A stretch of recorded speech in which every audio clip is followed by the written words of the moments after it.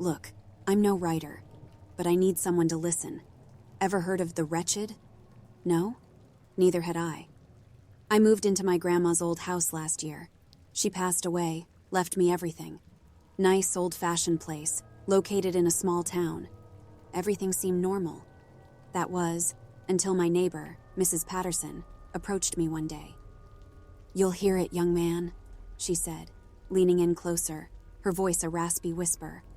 "When you do, don't let curiosity get the best of you." "Hear what?" I asked, confused.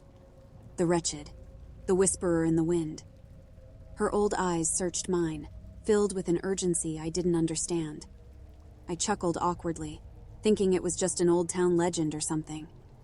But the first night alone in that house was weird. The wind outside was fierce. It blew with a force that seemed unnatural. I could hear it, a faint whisper mixed in with the howling. At first, I brushed it off, chalking it up to an overactive imagination, the result of Mrs. Patterson's cryptic warning. But then, days turned into weeks. The whispering was constant, especially during nighttime. It sounded like it was trying to tell me something. It wasn't words, not exactly, more like emotions, desperation, longing, anger. Being a guy of logic, I tried recording it. Maybe I could play it to someone, see if they heard it too. But every time I'd play back the recordings, it was just the sound of the wind. No whispers, no emotions. That's when I started seeing them. Figures. Dark, wretched-looking shadows standing at the edge of the property, just out of the corner of my eye. They'd vanish if I tried to look directly at them. Panic set in. I wanted to leave, to sell the house and move back to the city. But something held me back. The whispers felt addictive.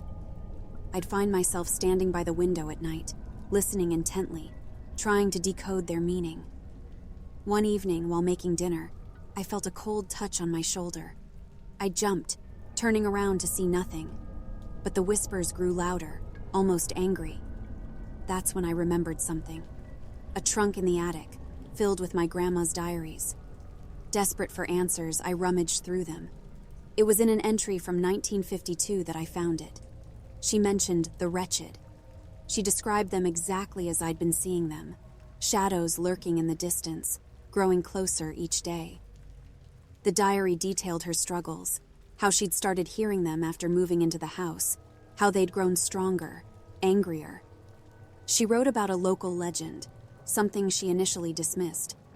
According to it, the Wretched were souls lost to the wind, tormented spirits who whispered their pain and tried to pull others into their eternal suffering.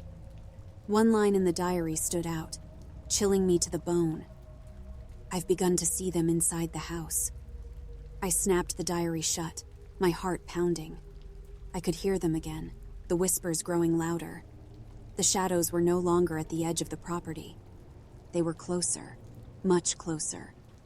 Deciding to confront them, I stepped outside. As I walked towards where I'd last seen them, the whispers grew more pronounced. But this time it was clear. "Join us. Be one with the wind." Frozen, terror gripped me.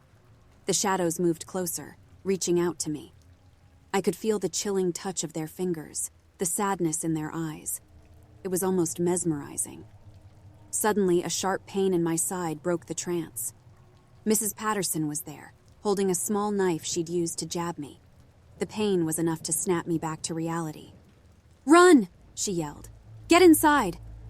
We sprinted to the house, locking the doors behind us. She began reciting something in a language I didn't recognize, her voice firm and authoritative. Gradually, the whispers faded. The shadows retreated. Breathing heavily, Mrs. Patterson looked at me.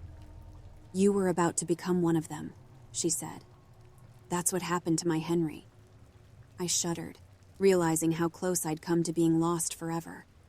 Mrs. Patterson had saved me, pulling me from the brink of the unknown. "I tried warning you," she sighed.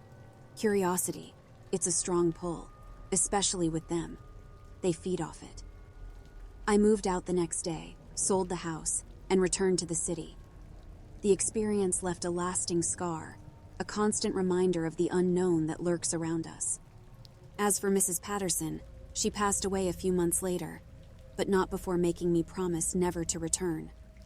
So here's my warning. Beware the wretched. If you ever hear whispers in the wind, don't let curiosity get the best of you. Or you'll end up like me, always looking over your shoulder, wondering if they'll come back for you.